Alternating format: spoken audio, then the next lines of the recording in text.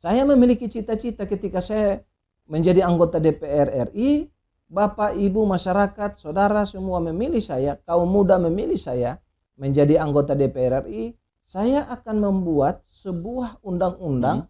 Undang-undang ya. Undang-undang kalau di DPR kota kan perda kita. Ya. Tapi saya akan membuat undang-undang untuk pemberian insentif terhadap guru-guru informal bidang keagamaan. Jadi dilanjutkan ini. Iya. Ditingkatkan. Jadi kita tingkatkan ya. Bahwa seluruh guru-guru sekolah minggu di seluruh Indonesia, guru sekami di seluruh Indonesia, guru ngaji di seluruh Indonesia, dan Hindu dan Buddha pun mereka akan mendapatkan insentif.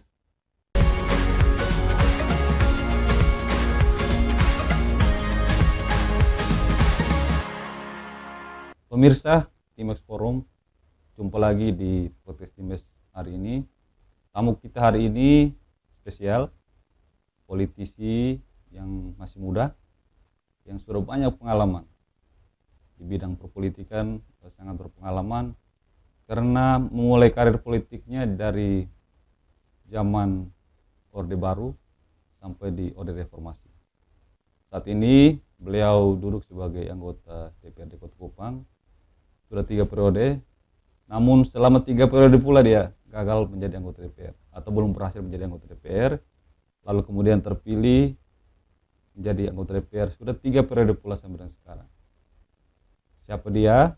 Inilah dia tamu kita hari ini, Pak Zainuddin, sarjana hukum, master hukum, anggota DPRD Kota Kupang, yang juga ketua Dewan Pimpinan Wilayah Partai Persatuan Pembangunan. Selamat siang Pak Zainuddin. Salam. Salve, selamat siang. Salam jumpa. Assalamualaikum warahmatullahi wabarakatuh. Ya. Salam jumpa, terima kasih. Ya, kita tahu bersama Pak Zainuddin ini seorang politisi yang masih muda, saya katakan masih muda, karena performance-nya masih sangat muda, masih milenial. Ternyata perjalanan karir Pak Zainuddin sudah sangat panjang. Ya, informasi yang saya peroleh 3 kali gagal, pencalonan pertama gagal, lalu mencalonkan dan terpilih 3 periode pula menjadi anggota DPRD Kota Kupang. Ya, betul ya Pak Zainuddin? Betul sekali. Ya. Ini menarik karena memulai karir politik itu dari zaman Orde Baru Pak ya, dengan 3 partai politik. Masih 3 partai politik. Berarti waktu itu masih sangat muda Pak ya? Masih baru tamat SMA. Bisa diceritakan kenapa sampai tertarik di politik? Dan pilihan partainya juga tidak berubah sampai dengan sekarang. Iya, Partai baik. Persatuan Pembangunan. Silakan Pak Zainuddin. Mungkin biar masyarakat atau pemirsa lebih mengenal saya, bahwa saya bernama Zainuddin, sarjana hukum, master hukum. Saya dulu kecil itu tinggal di Kuanino, kemudian bersekolah SD itu di Sekolah Dasar Gereja Masehi Injil di Timur, Kuanino 3, Gemit. Ya, SD 3. Di situ ya? Ya, SD di Sekolah Gemit. Kemudian SMP-nya di SMP Negeri 4 Kupang. Kemudian merantau ke Jakarta, ke Bogor. Setelah tamat SMP? Tamat SMP saya merantau ke Bogor, bersekolah di sana.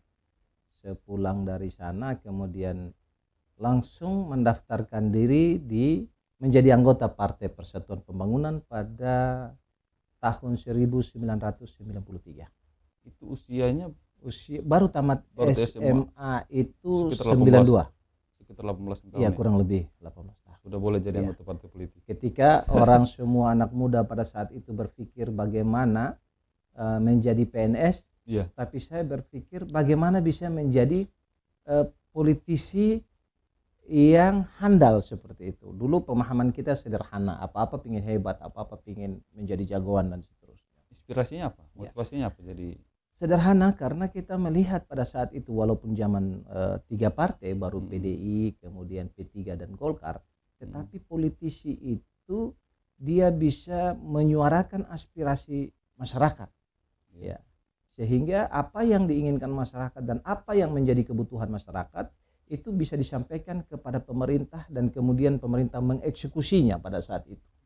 Itu di zaman 3 partai.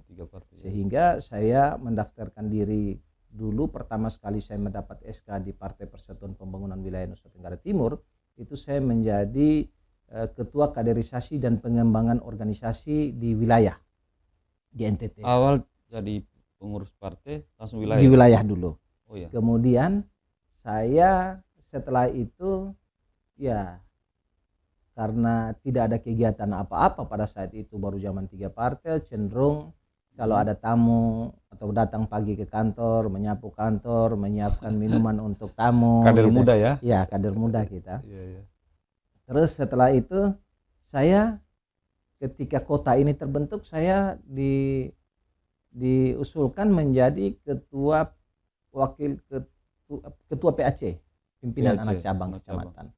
Kemudian menjadi wakil sekretaris di cabang Kota Kupang, kemudian menjadi ketua di Kota Kupang 1 periode dan sekarang 2 periode di wilayah. Saya mencalonkan diri menjadi anggota DPRD pada saat itu tahun 97 ya. 97 baru zaman 3 partai itu kami di Litsus. Jadi di Litsus dulu ya. Apakah ada indikasi terlibat PKI atau tidak? Ya. Bahkan pada saat 97 itu untuk melakukan Litsus, saya diantar oleh adik saya. Sekarang beliau ketua wilayah Gerakan Pemuda Ka'bah, namanya Wahid Nurdin. NTT. Ya. Beliau mengantar saya dengan beberapa saudara saya, ada Lukman Wega. Mereka antar saya dengan truk. Itu bagaimana ceritanya? Kami awalnya itu besoknya Litsus saya masih diajak mencari uang pancing. Jadi ikut cakalang, ikut cakalang, kita pancing ikan untuk mendapatkan sedikit uang lah, atau untuk bisa beli nasi kah, bisa beli lauk lah.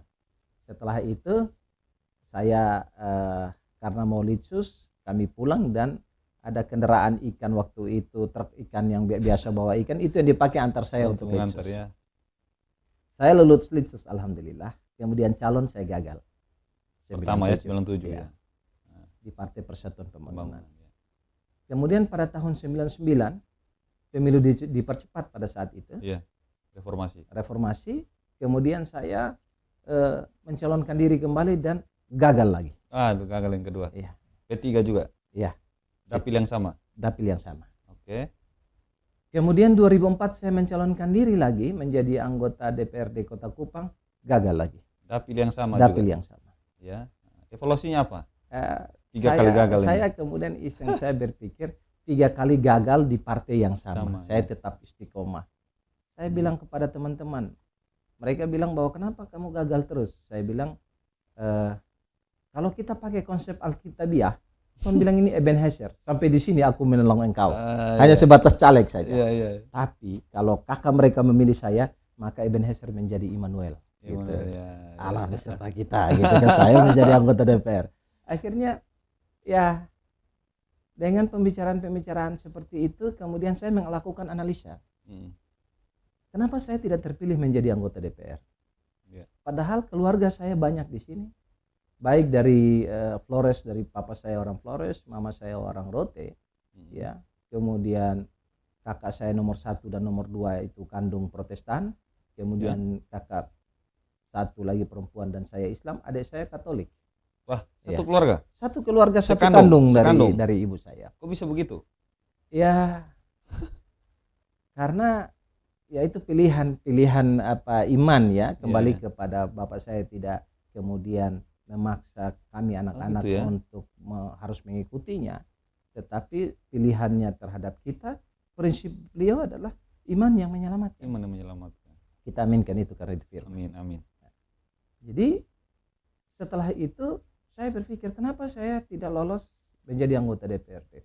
Rupanya saya tidak membangun relasi batin yang baik dengan masyarakat, tidak membangun relasi batin yang baik dengan keluarga pada umumnya. Permenungan di tahun 2004 itu ya? Iya, di 2004. Setelah gagal 3 kali itu. Ya. Akhirnya saya lebih mendekatkan diri dengan keluarga. Supaya mereka tahu siapa saya, karakter saya seperti apa yang saya pikirkan berkaitan dengan Kota Kupang ini. Setelah itu 2009 saya mencalonkan diri, saya terpilih menjadi anggota DPR. Dengan dapil yang sama. Dapil yang sama. Partai sama juga ya? Partai yang sama. Dengan perolehan berapa waktu itu? Sekitar 900-an suara. 900 900 suara. Kemudian dia 2014 saya mencalonkan kembali lagi. menjadi anggota DPRD dan terpilih menjadi anggota DPR dengan 1.800 suara. Dua kali lipat ya. Wah, luar biasa. Masuk periode ketiga saya mencalonkan diri kembali di dapil yang sama. Suara saya mencapai 1.980 sekian, bertambah lagi 0, sekian persen. Artinya apa? Bahwa lamanya kita menjadi wakil rakyat itu tidak membosankan masyarakat. Sepanjang betul-betul kita hadir itu di DPRD betul-betul memperjuangkan aspirasi masyarakat. Kita menjadi bagian yang tidak terpisahkan daripada masyarakat. Begitu. Itu yang membuat masyarakat menginginkan saya menjadi anggota DPRD kembali, ada kepercayaan selama 15 tahun dan kepercayaan itu selalu diberikan kepada saya ketika saya membutuhkannya. Ya, dan ukuran kesuksesan anggota dewan itu kan di saat itu, Pak Ketua, ya. Di saat itu. Di saat kita membutuhkan rakyat, betul-betul rakyat mendukung kita atau tidak? Iya. Di situ sebenarnya. Iya. Itu yang sangat menentukan, Pak Ketua, ya. Betul. Itu apakah ada strategi khusus yang dilakukan atau selama menjabat itu apa yang dilakukan Pak Ketua sehingga komunikasi interaksi dengan masyarakat dan konstituen itu sangat kuat sekali sehingga suaranya terus bertambah. Sementara kita harus akui juga anggota dewan yang lain sulit untuk mempertahankan itu, bahkan lolos kembali pun dengan suara yang tidak seperti sebelumnya. Apa evaluasi atau pesan dari Pak Ketua untuk hal ini? Pertama, bahwa ketika saya menjadi anggota DPRD dilantik, saya datang ke masyarakat, saya meminta doa kepada masyarakat. Tolong Bapak, Mama, Bersaudara semua mendoakan saya supaya saya diberi hikmat, kebijaksanaan dan akal budi oleh Tuhan sehingga saya tidak sombong. Itu yang pertama. Yang kedua, saya menjadi anggota DPRD itu bukan untuk gagah-gagahan atau mendompleng sebuah gelar dewan status yang terhormat. Ya. Status sosial. Betul. Tetapi menjadi anggota DPRD itu betul-betul menjadi perpanjangan tangan daripada masyarakat yang ada di DPR. Oleh karenanya, apa yang menjadi kebutuhan masyarakat tidak secara individual, tetapi dia berkelompok, ya, itu memang betul-betul harus kita perjuangkan. Ya. Kita setiap kali reses dalam 1 tahun kita reses 3 kali, ya, di berbagai tempat, di daerah pemilihan kita. Di situ kita bisa melihat bahwa kebutuhan dasar yang dibutuhkan oleh masyarakat ini apa? Apakah infrastruktur jalan yang memang harus diperbaiki, ataukah ada kebutuhan lainnya yang memang harus kita prioritas di dapil itu, ya. Jadi atas dasar itu tinggal kita memperjuangkannya di DPR. Kita tidak mengeluarkan uang apa-apa untuk memberikan kepada masyarakat, tetapi lewat lisan kita, ya, dalam proses legislasi itu masyarakat bisa terbantukan. Hak dewan, ya, hak dewan, ya, seperti itu. Pak Ketua, kami memiliki catatan Pak Ketua ini selama menjadi anggota dewan selalu menjadi ketua badan legislasi. Benar ya, Pak Ketua? Betul sekali. Saya selama 3 periode tetap menjadi ketua badan legislasi. Ketua badan legislasi. Apa motivasinya? Pertama, bahwa memang latar belakang pendidikan saya itu di hukum. Ya. Sehingga saya betul-betul memiliki saya punya konsen terhadap membuat sebuah peraturan daerah. Bukannya badan legislasi itu dalam tanda kutip itu dihindari oleh anggota dewan. Biasanya juga sebagian besar begitu. Ya. Kenapa? Karena ketika kita berbicara tentang legislasi, maka kita berbicara tentang undang-undang. Ya. Banyak sekali undang-undang itu yang bersifat dinamis. Ya. Oleh karenanya kita terus harus mengikuti perubahan undang-undang. Sehingga ketika kita melahirkan sebuah peraturan daerah, dia tidak bertabrakan dengan undang-undang yang masih ada korelasinya dengan peraturan daerah itu. Kan produk akademik ya, Pak Ketua, ya? Ya, seperti itu. Pendekatannya itu pendekatan akademik. Mulai dari proses penjaringan aspirasi, penyerapan segala macam itu kan melalui kajian akademik. Iya. Bukannya pekerjaan yang membosankan, Pak Ketua? Ketika kita menghadapi pekerjaan itu dengan kesenangan, dengan tanggung jawab bahwa kita melahirkan sebuah peraturan daerah yang dia akan berlaku universal di Kota Kupang, bermanfaat bagi masyarakat, maka tidak ada kebosanan. Memang capek, ya. Membaca sekian banyak dokumen, Iya. tidak hanya satu undang-undang, tapi beberapa undang-undang yang memiliki korelasi dengan sebuah peraturan daerah yang harus kita buat, semuanya. itu luar biasa susah dan memang membutuhkan konsentrasi. Sebab apa? Kalau kita membuat peraturan daerah yang dia bertentangan dengan undang-undang, pasti akan ada di class action misalnya. Orang akan menggugat kita. Kemudian dari peraturan daerah yang kita sudah lakukan itu memiliki konsekuensi anggaran, menciptakan sebuah peraturan daerah itu memiliki konsekuensi anggaran, sehingga kalau kita membuat peraturan daerah yang salah, kasihan uang daerah itu hilang dengan cuma-cuma. Sementara bahwa uang daerah itu didapatkan lewat mana? Lewat pajak daripada masyarakat Kota Kupang itu sendiri. Pak Ketua, dari sekian banyak produk yang dihasilkan melalui dari badan legislasi, kami mencatat satu yang cukup fenomenal, yaitu kalau tidak salah nanti diklarifikasi Pak Ketua ya, perda mengenai guru-guru sekolah minggu dan sejenisnya. Betul Pak Ketua? Oh ya, benar. Bahwa memang saya konsen beberapa tahun, mulai periode saya DPRD kedua sampai dengan sekarang, bahwa saya ingin bersama teman-teman ingin membuat sebuah peraturan daerah tentang pemberian insentif terhadap guru-guru informal bidang keagamaan. Nah, kita sampai melakukan studi banding atau kemudian kita datang ke Kementerian Dalam Negeri untuk menanyakan kepada kementerian apakah boleh peraturan daerah ini kami lanjutkan.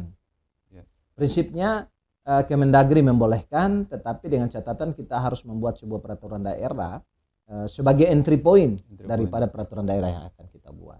Sehingga saya membuat peraturan daerah tentang penyelenggaraan pendidikan. Itu menjadi perda induk yang merupakan entry point, masuknya peraturan daerah tentang pemberian insentif terhadap guru-guru informal bidang keagamaan.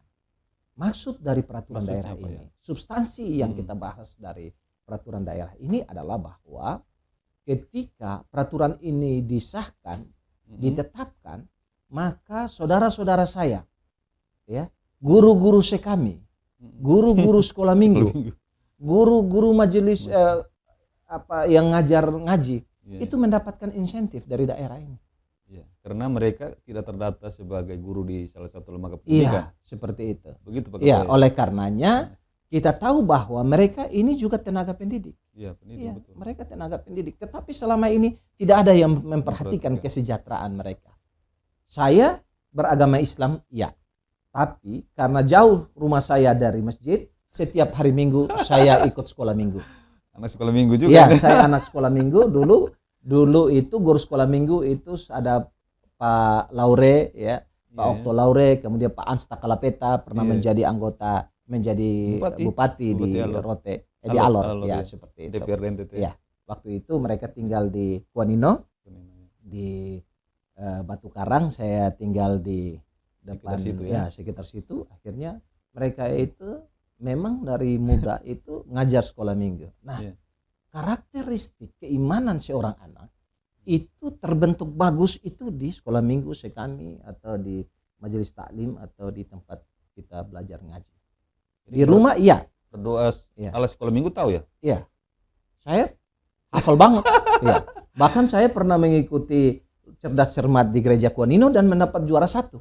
Saya ingat waktu itu buka di Alkitab itu orang kaya dan Lazarus yang miskin. Saya dapat hadiah baju kaos waktu itu. Tidak dipersoalkan panitia? Tidak dipersoalkan panitia. Karena anggota sekolah minggu? Iya, karena saya anggota sekolah minggu dan memang dulu kita itu pada masa kecil kita nggak tahu bahwa substansi dari agama ini apa. Iya, ada yang boleh dan ada yang tidak boleh. Tetapi lebih kepada kita berkumpul sesama keluarga. Berdoa itu kita yakini pada saat itu bahwa ya kita berdoa kepada Tuhan. Dan ya, puji Tuhan kami hidup baik. Kakak saya 2 orang, kakak kandung saya 2 orang Protestan. Kemudian adik saya Katolik, saya dan kakak saya Islam. Kami hidup eksis sampai hari ini. Banyak orang bicara tentang perbedaan tapi sedikit yang mau menerima perbedaan. Tapi saya berbicara tentang perbedaan, saya hidup di antara perbedaan itu dan saya eksis karena perbedaan. Saya bayangkan kalau suasana Idul Fitri atau Natal Tahun Baru seperti apa di rumah? Saya paling untung. Kenapa? Waktu masih kecil Natal saya dapat baju baru. Idul Fitri baju baru juga. Gitu. Jadi memang ya setelah kita dewasa dan sampai hari ini betapa indahnya ya keberagaman itu. Ya. Sehingga dalam konteks apapun perbedaan itu harus dipersandingkan.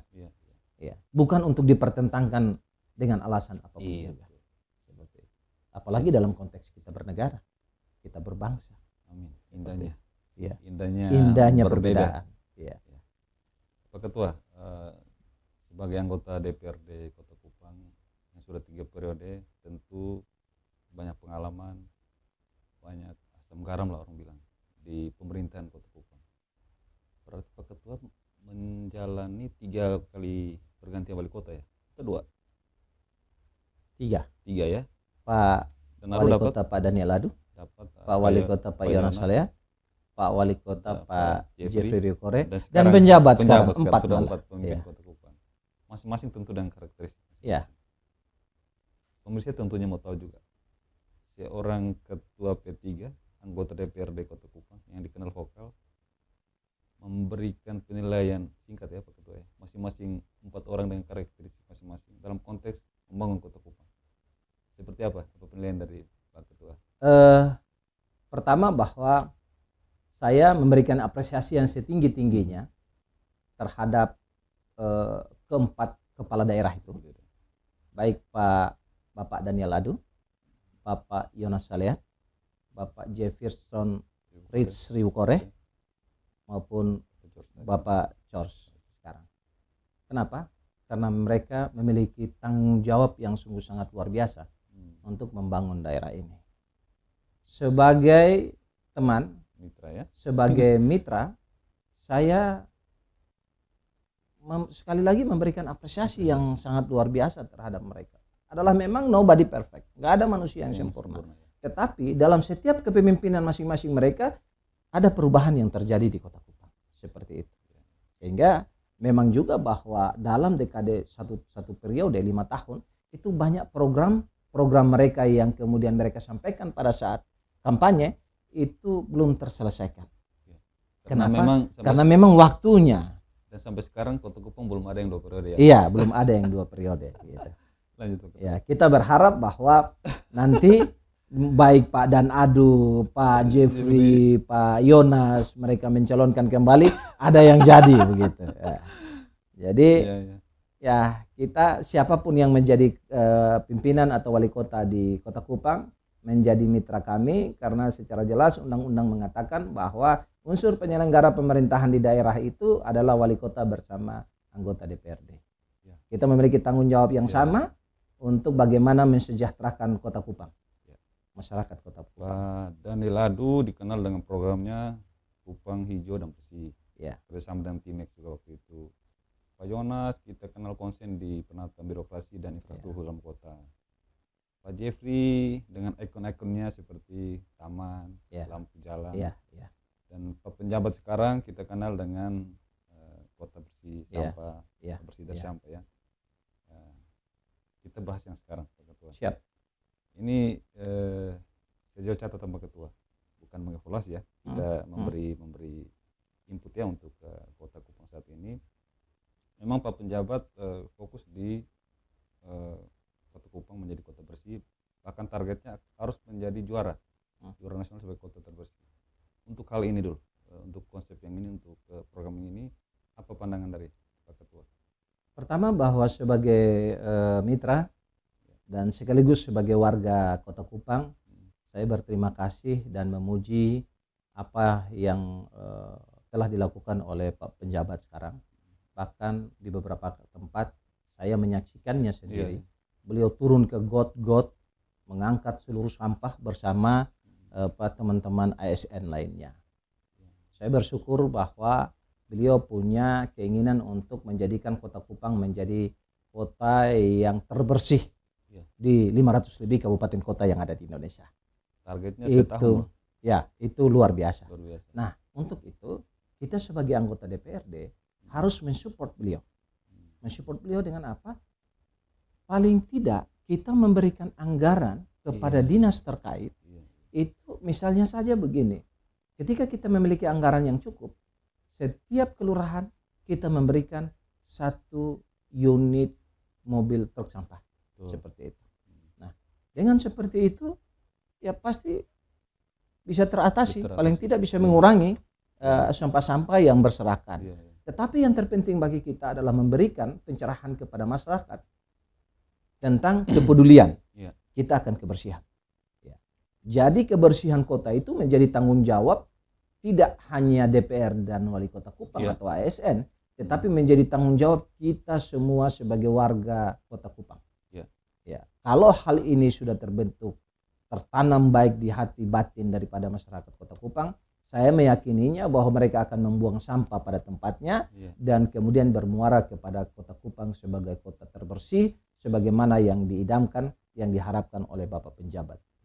Yang kita harapkan suatu saat nanti tidak lagi Pak Wali atau pejabat pemerintah yang pungut sampah di pinggir jalan, tetapi kita melihat masyarakat Kota Kupang dengan rela, dengan penuh kesadaran untuk memilih semua sampah-sampah yang berserakan, dan kebersihan itu mulai dari dalam rumah sendiri, lingkungan, lalu menjadi kota yang bersih. Tentu demikian Pak Ketua. Itu yang memang kita harapkan dengan ada sebuah peraturan daerah. Saya sudah membuat peraturan daerah tentang sampah. Gitu ya? Di tahun sekitar 2014-2015an kita udah membuat peraturan daerah itu, merangsang masyarakat untuk kemudian bisa menjaga kebersihan. Kemudian bagaimana kita mengolah sampah ini sehingga masyarakat yang tadinya ekonominya pas-pasan dengan dia melakukan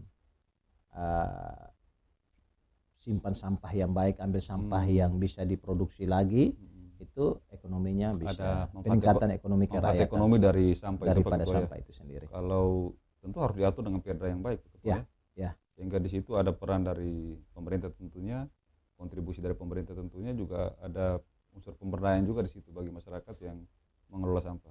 Betul demikian Pak Ketua ya. Setuju, seperti itu. Ya Pak Ketua, kita maju ke segmen politik. Boleh. Ini seru. Ya. Seperti saya sampaikan tadi, Pak Ketua ini politikus yang unik, yang punya ciri khas. Sejauh pantauan kita dari media, bahkan dalam tanda kutip cukup radikal juga di Dewan Kota.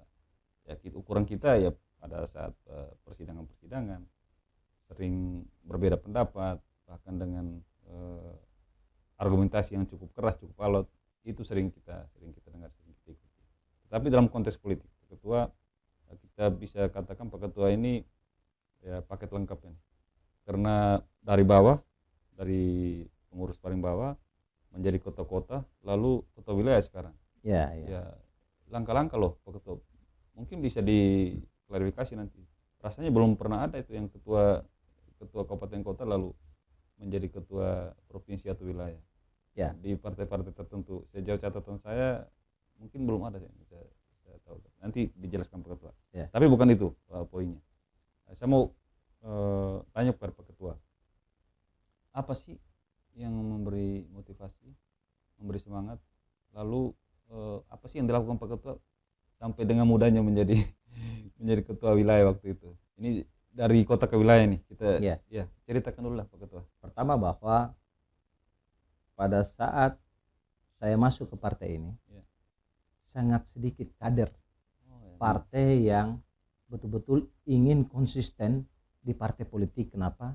Karena waktu itu zaman 3 partai kita tahu sendiri bagaimana posisi Partai Persatuan Pembangunan dan PDI saat itu. Tetapi konsistensi dalam perjuangan itu penting.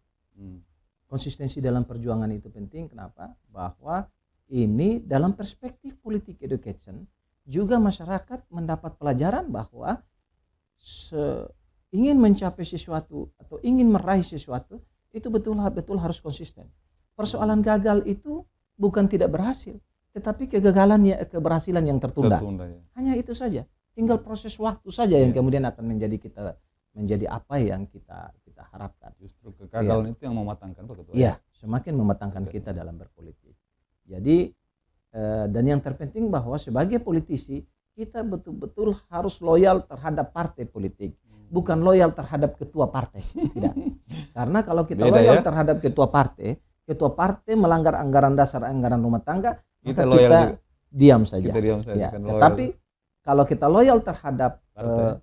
partai, maka apapun yang dilakukan oleh ketua itu harus sejalan sesuai dengan aturan partai, ya? konstitusi Partai. atau right on the track sesuai Right on the dengan apa yang diperintahkan oleh anggaran dasar, anggaran rumah tangga partai. Sekarang menjadi ketua wilayah tentu tanggung jawabnya sangat besar, ketua satu provinsi. Ya, itu bagaimana sih pola komunikasi yang dilakukan Pak Ketua, terus teristimewa sekarang menjelang hajatan politik yang besar yang di tahun 2024 ini, seperti apa sih pola yang dibangun Pak Ketua untuk berkomunikasi dengan wilayah, juga terus membangun kekuatan partai P3 di NTT, seperti apa Pak Ketua? Memang bahwa mengelola partai ini tidak mudah, apalagi dengan kondisi keuangan yang sungguh sangat terbatas. Saya menjadi ketua wilayah Partai Persatuan Pembangunan Nusa Tenggara Timur dengan membawahi 12 kabupaten kota, ya, kemudian sekian ratus kecamatan, sekian ribu desa yang ada di NTT dengan topografi, ya, Nusa Tenggara Timur yang berciri kepulauan. Ya, bagaimana kita melakukan konsolidasi tidak seperti di Jawa, hanya dengan kendaraan kita muter-muter kemudian nyampe di satu kabupaten dari kabupaten lain. Tetapi di NTT harus moda transportasinya adalah pesawat, kemudian kapal laut, atau daratan timur dengan kendaraan. Begitu susah. Begitu. Kemudian partai yang berlambangkan Ka'bah. Banyak masyarakat yang belum memahami secara baik apa itu Partai Persatuan Pembangunan. Jadi ketika melihat gambarnya saja, orang tidak ingin berpartai di Partai Persatuan Pembangunan. Nah ini, we need proses. Kita butuh proses untuk bagaimana menjelaskan kepada masyarakat bahwa Partai Persatuan Pembangunan ini adalah partai yang dia betul berlambangkan Ka'bah, tapi dia bernuansa kebinekaan. Nah, itu. Oleh karenanya siapapun dia, apapun agamanya, bisa menjadi bagian yang tidak terpisahkan dari Partai Persatuan Pembangunan itu sendiri. Entah menjadi calon anggota DPRD atau menjadi kepala daerah dari Partai Persatuan Pembangunan, dengan catatan mengikuti apa yang menjadi aturan-aturan yang ada di organisasi itu sendiri. Ya Pak Ketua, sekarang menjadi ketua wilayah tentu harus naik level dong Pak Ketua. Ya. Apalagi naik level dalam hal apa nih? Apalagi sudah ini menjadi menarik. Apalagi sudah 3 kali menjadi anggota DPRD kota, ya, harus naik level Pak Ketua. Ya, benar-benar. Saya memang ingin naik level dalam mencalonkan diri. Ya. 3 periode saya menjadi anggota DPRD di Kota Kupang, 2009, 2014, dan 2019. Nanti akan berakhir di 2024. Artinya rentas perjalanan waktu saya menjadi anggota DPRD cukup banyak yang saya buat untuk masyarakat. Dan kemudian saya menyimpulkan bahwa saya harus bisa lebih banyak berbuat untuk masyarakat dengan skala cakupan yang lebih luas. Oleh karenanya saya sempat berpikir untuk menjadi anggota DPRD provinsi. Tetapi menurut saya juga saya punya sebuah cita-cita yang bisa kemudian bermanfaat bagi seluruh masyarakat Indonesia. Oleh karenanya satu-satunya kesempatan adalah saya harus mencalonkan diri menjadi anggota DPR RI Dapil 2 Nusa Tenggara Timur. Kenapa? Yang saya inginkan seperti yang saya sampaikan tadi. Saya memiliki cita-cita ketika saya menjadi anggota DPR RI, Bapak, Ibu, masyarakat, saudara semua memilih saya, kaum muda memilih saya menjadi anggota DPR RI, saya akan membuat sebuah undang-undang. Ya. Undang-undang, kalau di DPR kota kan perda kita. Tapi saya akan membuat undang-undang untuk pemberian insentif terhadap guru-guru informal bidang keagamaan. Jadi dilanjutkan ini. Iya. Ditingkatkan. Jadi kita tingkatkan ya. bahwa seluruh guru-guru sekolah minggu di seluruh Indonesia, guru sekami di seluruh Indonesia, guru ngaji di seluruh Indonesia, dan Hindu dan Buddha pun mereka Kita akan akomodasi. mendapatkan insentif. Tentu dengan besaran yang lebih besar lagi. Iya. Yang lebih besar. Yang pasti akan lebih yang nilainya akan lebih besar. Kenapa? Ya. Kan ribuan triliun APBN kita. Selama ini sekitar 2.200 triliun. Ya. Selama ini digunakan untuk infrastruktur. Ya. Kemudian didorong juga ke masing-masing daerah lewat DAK, DAU, gitu kan. Tetapi saya punya impian untuk ketika saya menjadi anggota DPR RI, jika masyarakat mempercayai saya dan memilih saya, maka saya akan membuat undang-undang. Saya konsen untuk membuat undang-undang tentang itu. Dan itu sangat beralasan karena sudah terbukti di sini. Ya, di Kenapa? sini saya memang ini sementara berproses ya, ya. karena Perda penyelenggaraan pendidikannya sudah selesai. Kami sementara melakukan pembuatan Perda tentang pemberian insentif terhadap guru-guru informal bidang keagamaan. Kami sudah lakukan konsultasi ke provinsi, bahkan Kementerian Agama pun kami sudah lakukan itu. Jadi tidak mustahil kalau terpilih jadi anggota DPR RI, barang ini akan dibuat ini. Saya memang konsen. Saya berbuat untuk saudara-saudara saya yang saya tahu sekarang ini ekonomi dunia semakin luar biasa, kemahalan apa-apa di mana-mana gitu. Dengan mereka menjadi guru sekolah minggu, guru sekami, selama ini kan tidak ada pemerintah memperhatikan mereka. Paling ada pun kami dulu kasih uang kolete istilahnya. Ya. Tetapi kalau ini sudah menjadi undang-undang, maka siapapun presidennya, siapapun menteri agamanya mungkin, itu tetap mengeksekusi apa yang telah diputuskan oleh undang-undang, yaitu memberikan insentif terhadap saudara-saudara saya, tenaga pengajar sekami, bahkan tenaga pengajar daripada guru-guru sekolah minggu. Bahkan saya sementara berpikir tidak hanya itu, tetapi bagaimana ada intervensi anggaran oleh negara terhadap seluruh gereja yang ada di Indonesia.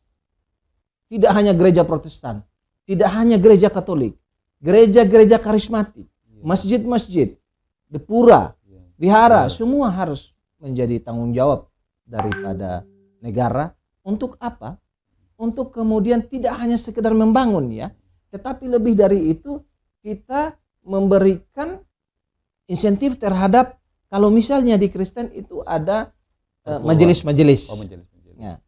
Majelis-majelis ini mereka yang konsen terhadap pembangunan gereja itu sendiri. Gitu. Tetapi apakah selama ini mereka dipikirkan? Dibantu? Tidak. Bahkan untuk melaksanakan kegiatan saja, bapak-bapak, ibu-ibu majelis ini harus membuat rantangan, membuat proposal. Kasihan. Setelah itu mereka melayani kita di tempat ibadah. Harusnya mereka tidak berpikir lagi tentang keuangan. Mereka berbicara, mereka mempelajari kitab suci, kemudian mereka sampaikan bersama pendeta atau pastor atau ustadz di tempat ibadah masing-masing. Tidak usah lagi berpikir bagaimana cara cari duit, tapi berpikir bagaimana besok saya melayani jemaah saya, bagaimana besok saya melayani umat saya. Hanya itu saja. Begitu. Kasihan kalau hari ini dia sementara melayani, tapi dia pikir pulang ini kita cari uang bagaimana untuk kegiatan besok. Tugas dan tanggung jawab negara itu adalah menyelesaikan semua persoalan ini. Ini sebuah masalah yang hari ini seluruh anggota DPR RI pada saat ini, negara saat ini belum memikirkan tentang itu. Iya. Puji Tuhan bahwa Tuhan memberikan inspirasi kepada saya untuk berpikir bagaimana bisa melahirkan sebuah undang-undang untuk mentreatment persoalan ini. Semoga dari ruang DPRD Kota Kupang konsep ini, perjuangan ini dibawa ke ruang di Senayan ya, Pak Ketua ya. Insya Allah, saya meyakini itu. Saya berdoa, makanya saya setiap kali turun untuk bersosialisasi di 12 kabupaten dari Dapil NTT 2 ini. Pertama saya datang minta doa daripada seluruh masyarakat.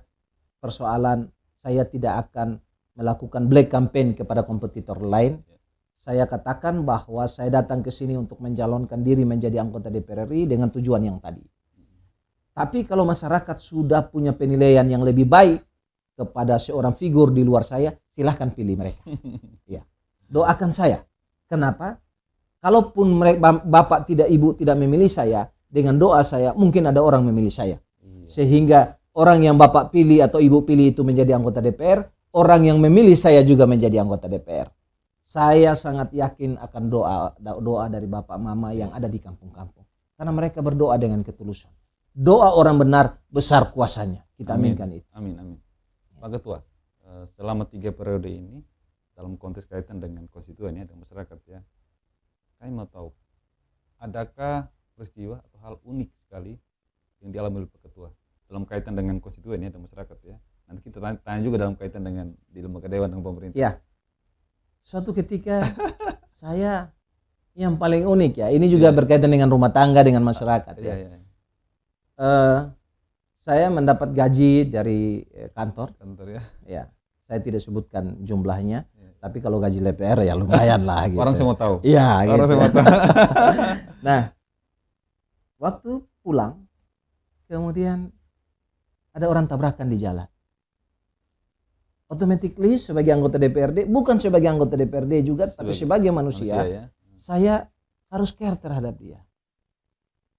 Di mobil saya, ya, di mobil saya waktu itu saya masih pakai mobil EPV, kemudian saya bawa korban itu ke rumah sakit. Antar sendiri? Antar sendiri saya. Antar sendiri. Bersama sopir saya pada saat itu, namanya Pak Daud Hede. Beliau sudah meninggal. Tinggal di Nun Baun Syabu. Beliau setia sekali bersama saya. Jadi kami berdua angkat korban ini, kemudian bawa ke rumah sakit umum. Di sana kan, ya karena saya mengantar, saya harus membayar apa-apa yang menjadi kebutuhan untuk melakukan tindakan oleh tenaga medis. Itu ke respect kan? Ya, respect. Ya. Kemudian pas mau pulang itu kan memang waktu itu saat-saat seperti ini hujan. Hujan, jadi saya ada lihat seorang ibu yang udah tua, rambut putih, suaminya sudah meninggal, terus anaknya 1 dan sakit. Ya. Sementara berobat dia nggak punya uang sama sekali. Oh, di tempat itu, di rumah sakit. Iya. Akhirnya saya bantu lagi. Pokoknya singkat cerita, begitu saya pulang itu gaji saya tinggal 2.700.000. Mau kasih di rumah ini. Mau kasih ke istri saya bingung. Ini pasti ya namanya istri ya. Dengan berhitung sejumlah kebutuhan bulanan, kebutuhan anak-anak sekolah dan seterusnya. Apalagi menjadi anggota DPR, itu kan kita banyak menyumbang ke sini, ke situ dan seterusnya. 2.700.000 itu sekiranya kurang. Ya. Jadi saya tidak lantas kasih uang 2.700.000 ini ke istri saya, tidak. Tetapi saya masuk kamar, itu kertas dari slip gaji, saya robek, saya buang di atas lemari. Kalau istri saya tanya, saya bilang belum terima gaji. Untuk kemudian saya berpikir dari mana saya mendapatkan uang lagi untuk menutup kekurangan baru saya berikan kepada dia. Saya kurang lebih saya berpikir sekitar 2 jam. Kemudian yang ada dalam pikiran saya, kenapa saya harus takut sama istri saya? Sementara apa yang saya lakukan itu adalah perintah Tuhan yang menggerakkan hati saya untuk menolong sesama saya. Ya. Jadi saya begitu tersentak, saya bangun, saya mau panggil istri saya, tiba-tiba ada yang telepon saya. Telepon saya bunyi, saya tanya dia bilang dia rumah saya di Penfui, dia bilang dia dekat nomor baru. Ya, nomor baru. Dia sudah dekat rumah saya, ada dia posisi di Pasar Penfui. Akhirnya saya tidak jadi menyampaikan gaji ini ke istri saya, karena ya ketika saya menyerahkan sejumlah gaji yang kurang, itu pasti beliau akan kecewa. Saya khawatir dia marah, nanti tamu datang kan menjadi tidak enak. Kenapa? Karena istilah kami itu man amana billahi wal yaumil akhir fal yukrim dhaifah. Barang siapa beriman kepada Allah dan hari akhir, maka muliakanlah tamunya. Kalau tamu datang dan wajah istri cemberut, menjadi tidak enak, tidak baik. Sehingga saya memang tidak mengungkapkan itu dulu. Begitu teman saya, Tiba-tiba dia kasih saya uang 120 juta. Berkali-kali Dari yang lebih banyak dari rupanya saya sama dia dulu ada kerjasama, terus harusnya keuntungan itu ada 150 juta. Tapi dia bawa 120 juta dan dia sampaikan masih kekurangan 30 juta. Saya langsung terima uang ini, saya bilang 30 juta itu tolong sumbang kepada janda yatim piatu lewat gereja atau tempat ibadahmu. Jika tidak maka urusan kamu dengan Tuhan. Nah, seperti itu. luar biasa ya. Begitu teman ini pulang, saya teriak istri saya. Ma, saya panggil. Terus istri saya datang. Uang 120 juta ini saya kasih ke istri saya. Istri saya kaget, saya juga kaget. Istri saya kaget, loh gaji kenapa bisa banyak begini? Saya kaget, kenapa saya kasih semua di dia gitu kan. Nah, ini kan bahaya juga gitu. Ya namanya istri kadang-kadang ya kita tahu toh, jadi mereka berhitungnya berkali-kali untuk mengeluarkan anggaran. Sementara kita sebagai politisi itu unlimited cost. Ya, berapapun uang yang kita ada di kantong kita, ketika kita jalan masyarakat membutuhkan maka kita kasih. Gitu seperti itu. Pengalaman ini memberi banyak catatan ya Pak Ketua ya. Terutama untuk Pak Ketua sendiri. Juga untuk ya kita semua lah. Banyak poin yang kita bisa petik dari situ. Kita di segmen terakhir Pak Ketua. Lebih rileks soal lifestyle. Ya. Pak Ketua ini kan sibuk pasti. Apalagi sekarang anggota dewan, ketua wilayah lagi. Apa sih hobinya Pak Ketua untuk bisa mengatasi kesibukan itu? Pertama bahwa hobi saya senyum. Senyum. Misalnya melihat teman saya senyum, melihat cewek saya senyum lagi gitu kan. Beda tidak senyumnya? Pasti beda dong. Gitu. Pasti beda. Tetapi begini, Tuhan sudah menciptakan kita dengan menentukan rezeki kita. Dari lahir, tumbuh besar, kemudian sampai dengan meninggal. Sudah masing-masing. Sehingga ya kita tidak pernah, saya secara pribadi tidak khawatir apapun juga. Semenjak saya menjadi anggota DPRD 3 periode di Kecamatan Oebobo, sudah cukup banyak gereja yang saya bangun. Gereja, lebih banyak gereja karismatik. Walaupun saya tidak bangun dari dasar, fondasi sampai di atap. Tetapi kadang-kadang saya ke bagian temboknya, ke bagian plafonnya, ke bagian lantainya. Itu biayanya tidak sedikit. Tetapi saya dengan ikhlas. Kenapa? Karena saya menjadi anggota DPRD itu murni pemberian Tuhan. Sehingga kalau kita membangun rumah Tuhan, itu hal yang wajar. Walaupun uang kita habis hari ini, tanpa meminta kepada siapa-siapa pun 2 atau 3 hari kemudian berkat datang saja. Biarkan Tuhan yang berperkara. Berkat Tuhan. Ya, biarlah saya berbuat, biar Tuhan berperkara dengan hidup saya. Ya. Kalau di istilah agama kami, la in syakartum la azidannakum wa la in kafartum inna adzabillahi syadid. Dengan kita mensyukuri nikmat Tuhan, dengan memberikan kepada yang membutuhkan, maka dengan sendirinya nikmat itu akan datang kembali kepada kita. Jadi prinsip itu, hidup saya enjoy aja, nikmati hidup, puji Tuhan. Saya saat ini selain menjadi anggota DPRD Kota Kupang, saya punya usaha di laut, kemudian punya restoran. Ya. Kabarnya punya usaha di Labuan Bajo juga. Iya, ada di Labuan Bajo juga. Jadi di berbagai tempat memang saya punya bisnis yang paling tidak bahwa lewat rezeki yang minta maaf lagi saya sampaikan kepada pemirsa bahwa wayarjukuhu min haitsu la yahtasib. Jadi kalau kita berniat baik, ya, ikhlas membantu orang, maka wayarjukuhu min haitsu la yahtasib. Rezeki itu akan datang dari arah yang tidak kita sangka-sangka. Amin. Seperti itu. Pak Ketua, saya juga mendapat kabar, informasi Pak Ketua ini hobi membaca, suka membaca. Ya. Benar Pak Ketua ya? Benar sekali. Kita mau tahu, dari sekian banyak buku yang dibaca Pak Ketua, pasti ada yang paling menarik atau beberapa menarik, tetapi salah satu yang paling menarik yang dibaca Pak Ketua bisa disampaikan poinnya, kesimpulan atau hal terpenting yang dari Pak Ketua baca buku itu bisa di-share ke kita lah dalam kaitan dengan anggota dewan nggak apa-apa.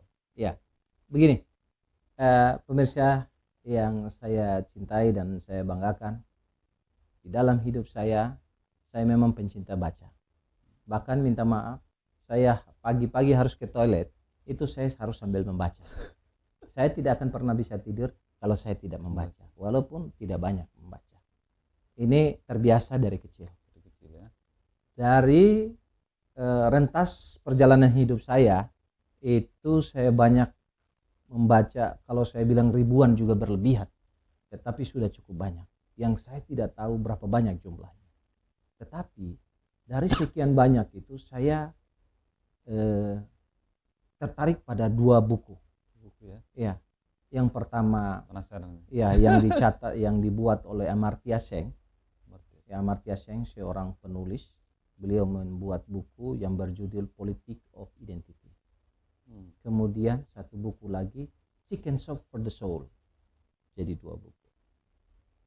Nah, kalau berbicara tentang buku yang ditulis oleh Amartya Sen, itu dia berkaitan dengan, ada hubungan yang sangat erat dengan politik.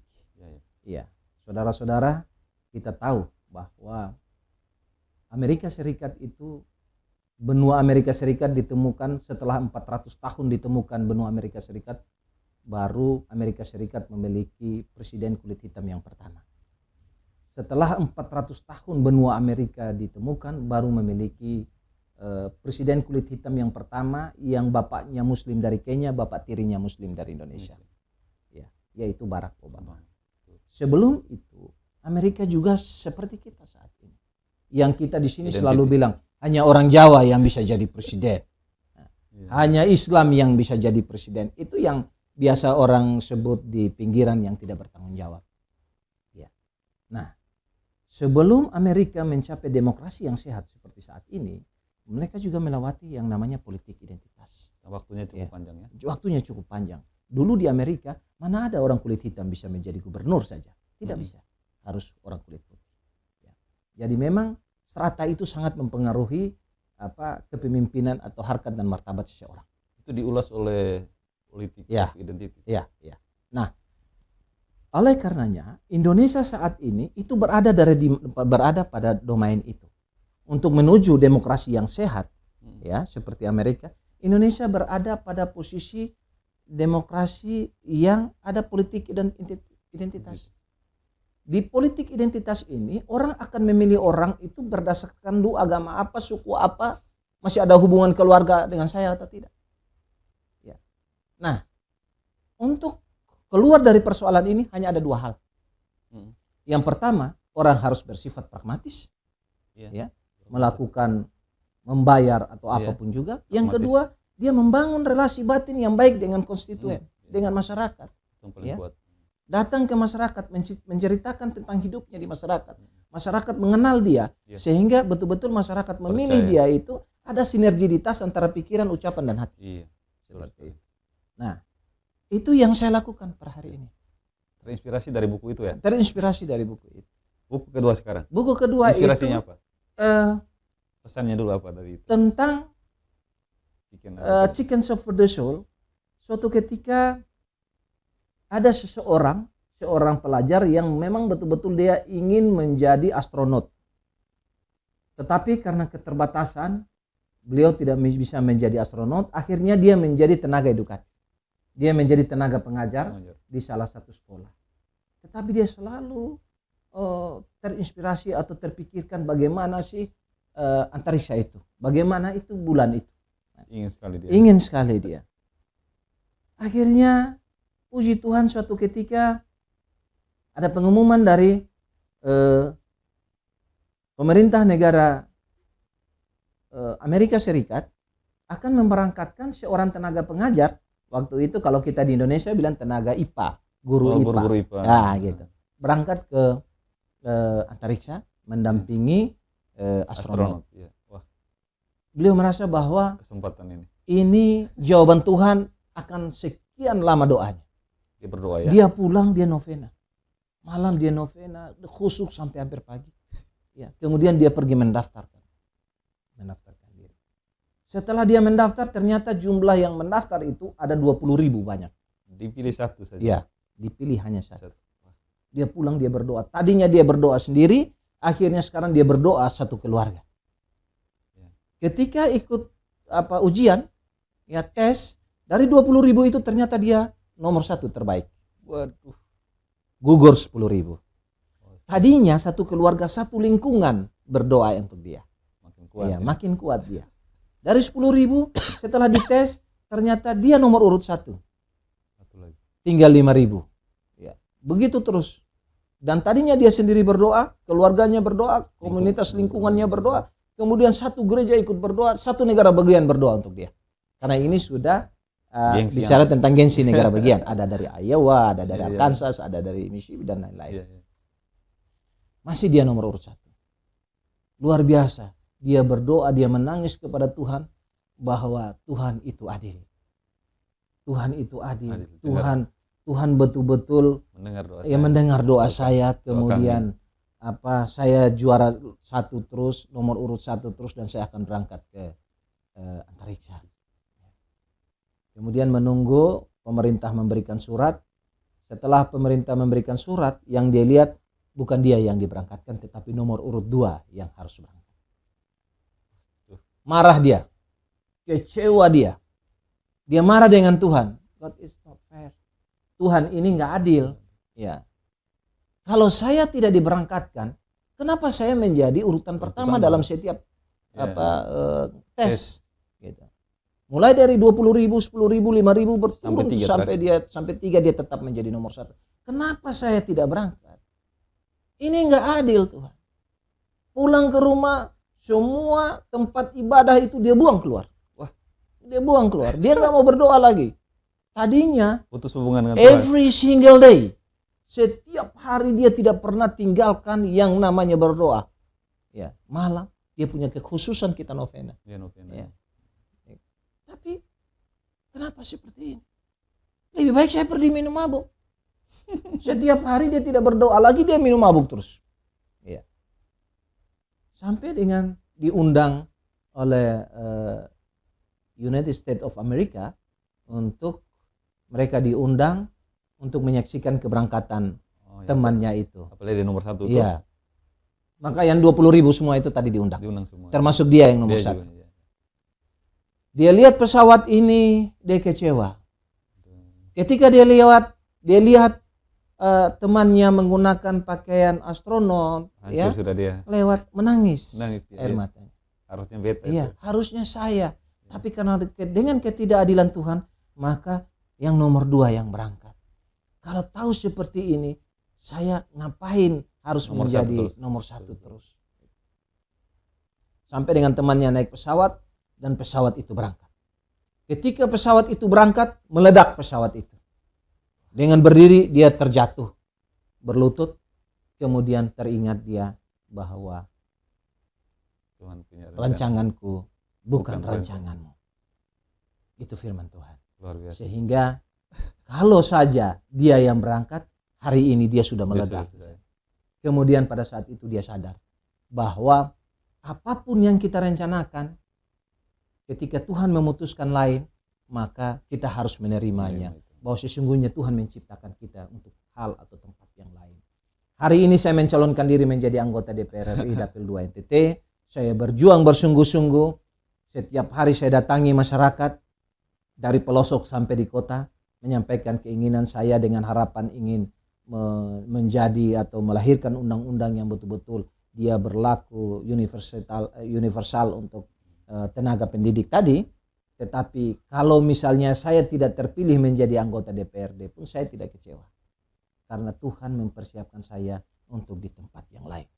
Sebagaimana seperti yang terjadi pada cerita tadi dalam buku Kitchen Shop for the Soul. Rancanganku bukan rancangan. Rancanganku bukan rancangan. Ya, baik, terima kasih pemirsa. Cerita ini menjadi penutup podcast kita bersama Pak Jainuddin. Semoga apa yang diceritakan Pak Jainuddin tadi, perjalanan karirnya, perjuangannya, dan terakhir cerita ini memberi inspirasi untuk kita semua. Dan tentunya apa yang menjadi komitmen perjuangan dari Pak Jainuddin yang saat ini sedang dilaksanakan di Kota Kupang, dan perjuangannya, harapannya, komitmennya untuk nanti di DPRD RI terwujud dan akan bermanfaat untuk kita semua.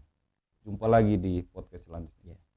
Saya di akhir kata saya ingin menyampaikan kepada masyarakat bahwa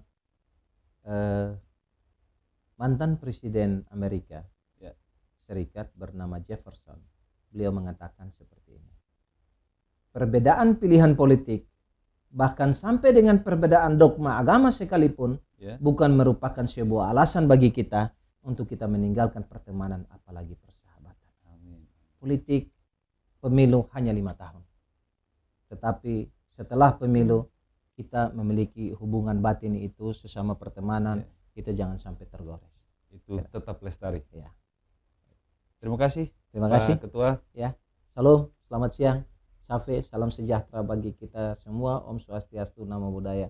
Assalamualaikum warahmatullahi wabarakatuh. Terima kasih, Ketua. Terima kasih.